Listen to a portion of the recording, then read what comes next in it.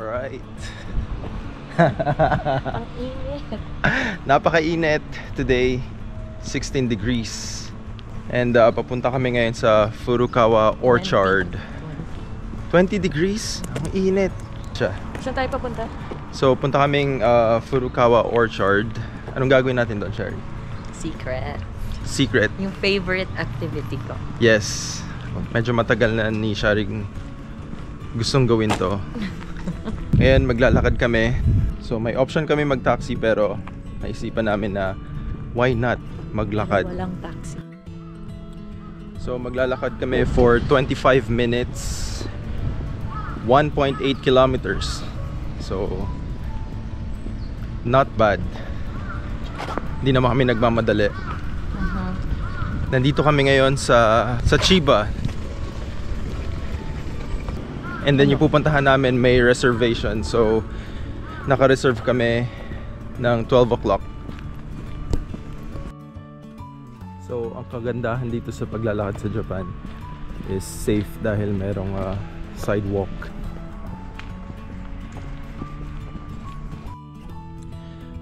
Ang init.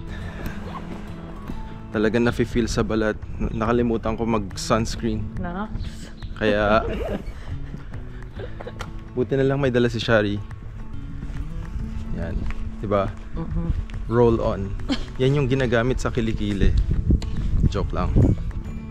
Ayan. Ako din. Nice. Good. So, feeling protected na ako ngayon from the sun. So, yan ang mga bahay dito. Ang tahimik ko. Very close to nature. Wow, so papasok kami ngayon dito sa off-road. Parang kakaiba na to. And then my orchard dito. Not sure kung anong tumutubo dyan. So Sherry, gano'n mo ka gustong pumunta dito sa Gustong-gusto. lugar na to? Favorite ko siya. Nga pala, update, may boses na si Shari ulit. Pero Husky lang, husky. yes, para siyang aso. Yung husky. But at least ngayon nakakapag-communicate na siya. Hindi na siya sign language. Yan o, tingnan niyo yung dinadaanan namin para lang marating itong paboritong lugar ni Shari.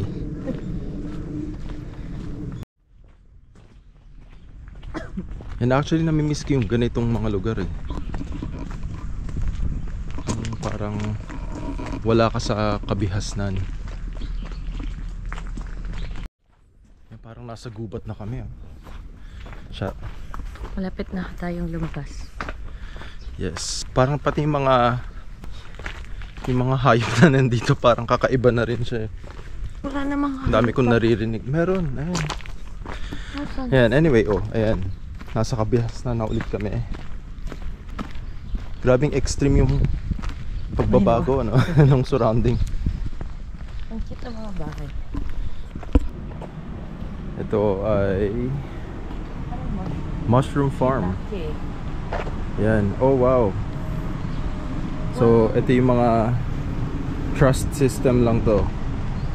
So pwede kayong bumili dyan. Tapos ihuhulog. Mushroom. For how much? Wow. 100 yen. Talaga? 100 yen? Yes, 100 yen. Wow. You wanna buy? Or pagbalik? So yan. Subete 100 yen. Kochira e. So pag nagbayad ka ng 100 yen, ihuhulog mo lang dito. So yan, honesty lang to. Ang tawag sa ganyang system? Honesty system, trust system. Yan, galit na po si Shari. Ganda oh. Parang yung style ng bahay parang sa Nagano. Yung exterior na itong bahay na to, para siyang log house style. Ganda oh. Pati yung bahay sa likod niya.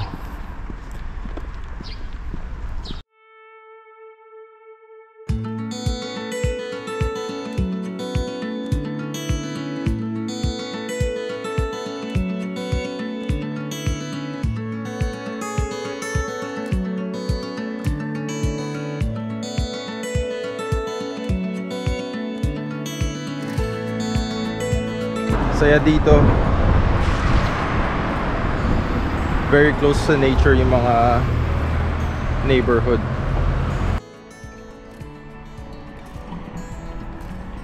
Yan, so meron na lang kaming 500 meters, 7 minutes walk bago makarating dun sa pupuntahan namin.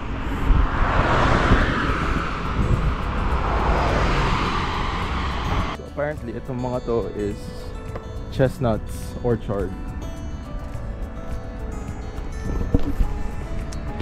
Anong itsura ng chestnuts? Paki-google na lang. Di ko rin alam eh.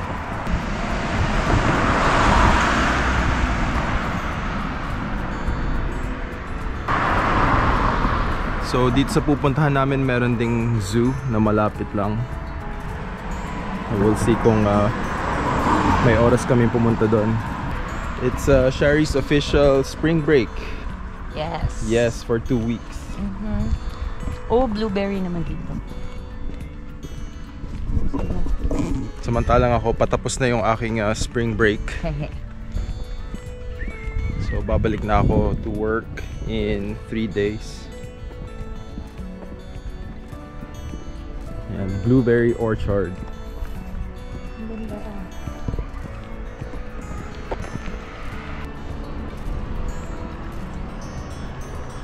Ichigo, strawberry.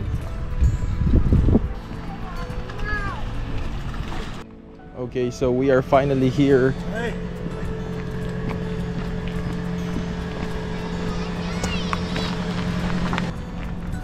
Alright, so nandito na kami sa Furukawa Orchard, which is, ang surprise ni Shari. Surprise. Strawberry picking. Yes, so magsa-strawberry picking kami. So mamimitas kami ng strawberries and Tagalog mo na. magpapakabusog kami.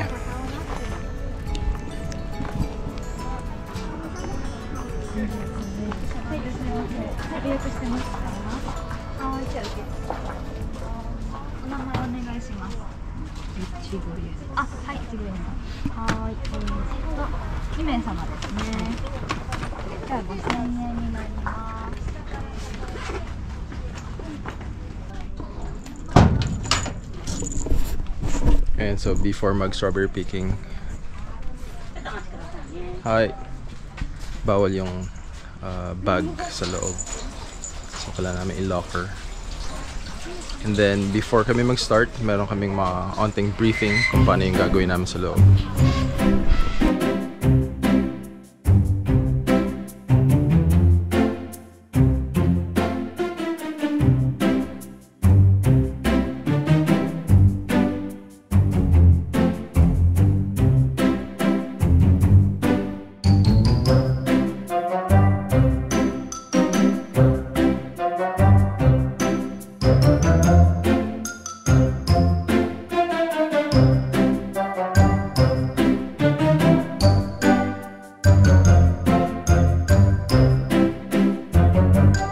And meron kaming 40 minutes para mag strawberry picking, and then ibibigay sa amin yung trays na paglalagyan with condensed milk.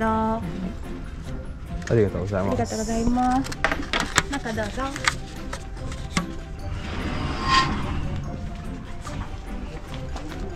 Wow. もし暑かったら上着かけるとかありますので、はい、ありがとうございます。今日は手前赤いポール、奥緑のポールと一番奥の7番の列が渡れませんので、それ以外でお楽しみください。Alright, so start na kami mag strawberry picking. Bawal dun sa may mga cones. Yun pa naman yun. Right, dahil may hawak akong camera, si Shari po ang pipitas for me. Yoko.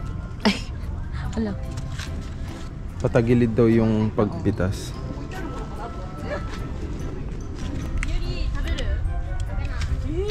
Bibigyan nga pala kita. Pwede ba to? Pwede, di ba?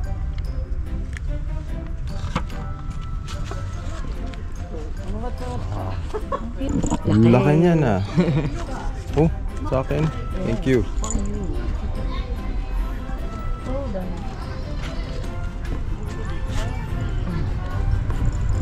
Okay.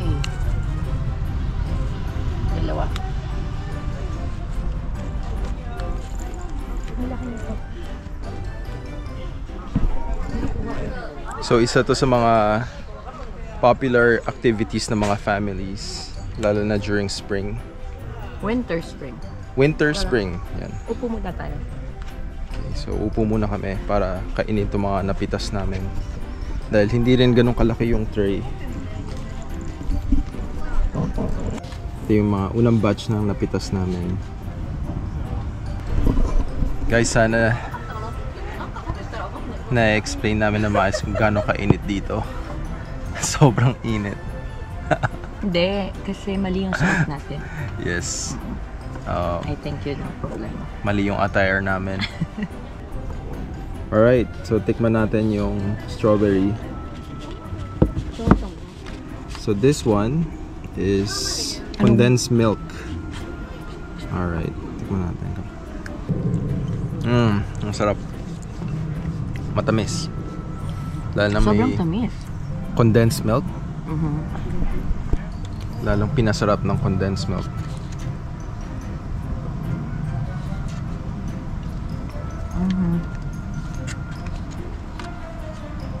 Laki nito. So, iba-iba yung kind ng strawberry sa bawat section. Laki. Wow. Sobrang tamis nito.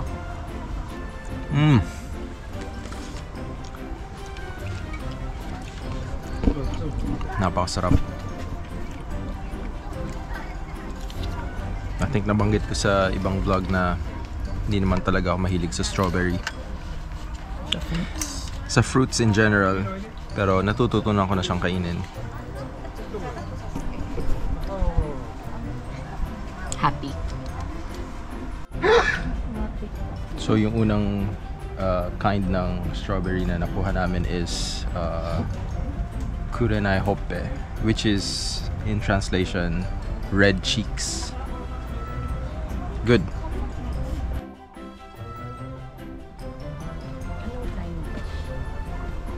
Moiko. So itong pangalawang klase na nakuha ni Shari, nakalagay doon is Moiko, which is pag translate it means one more. Siguro sa sarap mapapa one more ka.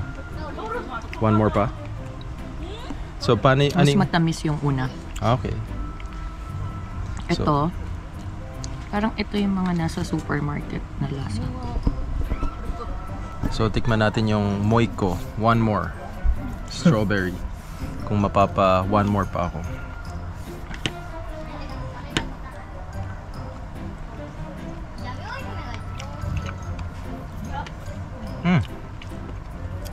Masarap.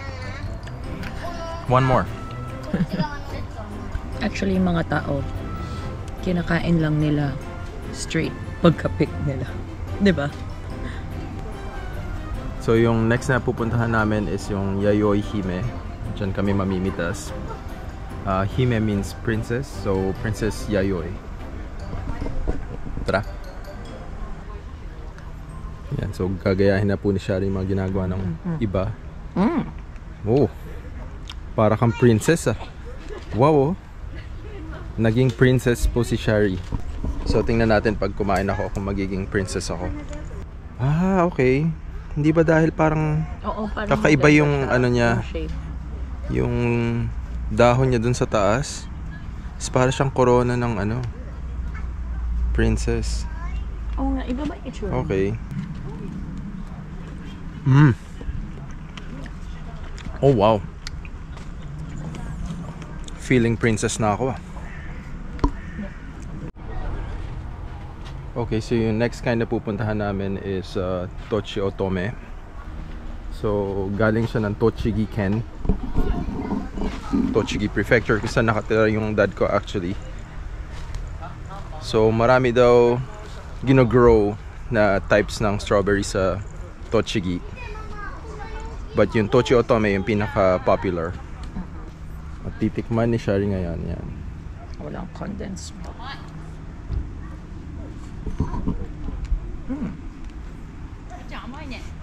Hindi ko na alam yung sasabihin ko. Oh, Masarap. masarap. Masarap siya. Na-feel mo ba yung presensya ni Papa? Lasang tochi. Lasang tochigi daw yung strawberry. So, ang hirap i-explain. Pero pag napansin mo, parang kakaiba yung kote niya. Mahaba siya. Baka nga ganun. Matalas yung kote niya. Bakit iniwan siya dyan? So, dito naman is Kanna Hime. So, Princess Kanna. Okay, so ano kayang pagkakaiba dito? Merong mga hindi pa hinog. So, yan. Iwasan daw yan. Hello. Nandito pa rin ako sa... So, nasa ibang strawberry Di pa type ako pa si Shari. Yan. Nagtago siya sa likod ng bakal. Yan. Tuwan-tuwa siya. Kasi, paborito niya talaga yung strawberry. Si Shari, kaya niyan kumain ng strawberry kahit ilan. Parang di nabubusog yan basta strawberry. So tama-tama yung ganitong strawberry picking for her. Ako, kumain lang ako ng konting strawberry. Ang bira, mukha na akong strawberry in few minutes eh. Wow, diretso kain din si Lolo. Ayos.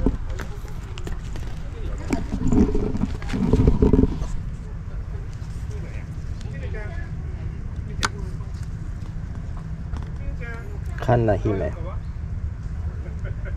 So, kayo na bahala humusga kung ano yung pagkakaiba ng mga strawberries na nakuha namin. Kasi ang hirap talaga i-distinguish kung ano yung pagkakaiba nila eh.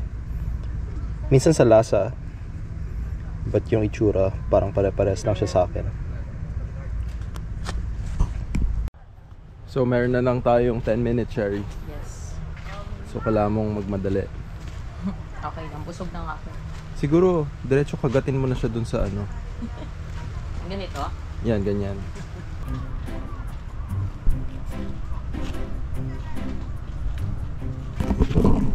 So, nandito kami ngayon sa last type ng strawberry, which is nakalagay Koi Minori.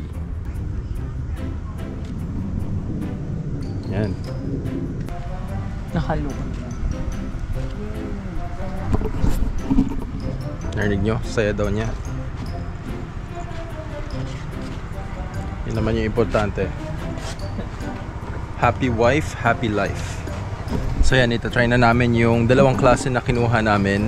Yung dalawang Kanna Hime and yung Koi Minori. So, alin dito yung Ito yung Koi Minori. Kanna Hime? I think dito rin yung Koi Minori. So, this is Kanna Hime. This is Koi Minori. Yep. So, these are the last two na types na titikman namin. And then, super ripe. meron na lang kami 5 minutes. Okay na. And then, lalabas na kami. Ang sarap.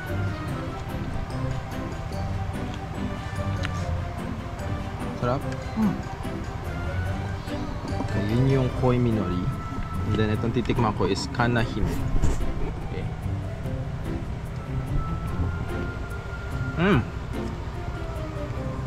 Parehas lang. Hindi ko talaga ma-distinguish kung ano yung pagkakaiba nila. Mahirap. Pinakamatamis yata yun. Yung doon, yung pangalawa. Yayoi Hime. Oh. Yayoi Hime yung pinakamatamis for me. Ang to din, hindi matamis ha. Mas matamis yata yung Tochioto sa... Okay, so time to go. And i-dispose namin tong aming kinainan. Okay, dito yung mga nabubulok. And plastic goes here. Oh, wait.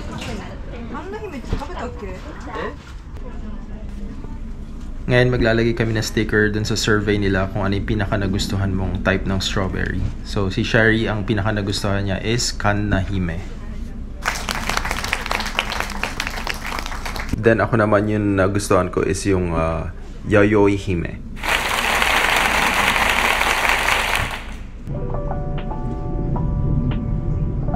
Where did you come from?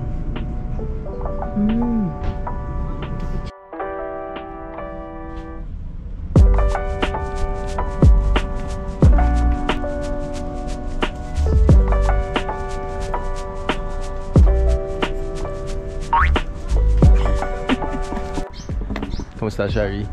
Saya. Busog. Yun na yung lunch namin. Oh no.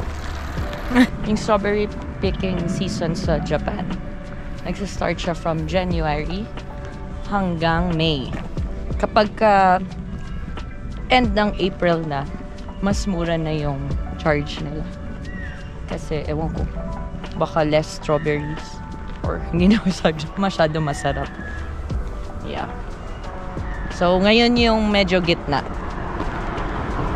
So, maglalakad na ulit kami papunta sa station. And then we'll see from there kung ano yung gagawin namin. Lunch? Lunch. Strawberries ulit. Actually, mga strawberries na kinain namin is appetizer. Okay, para makondisyon yun siya namin sa masasamang pagkain. No!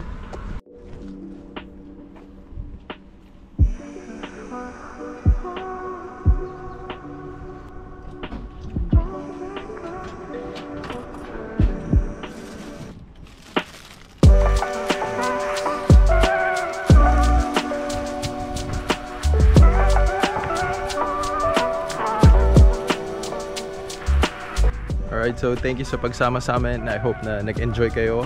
So please subscribe, like, and share. Bye-bye!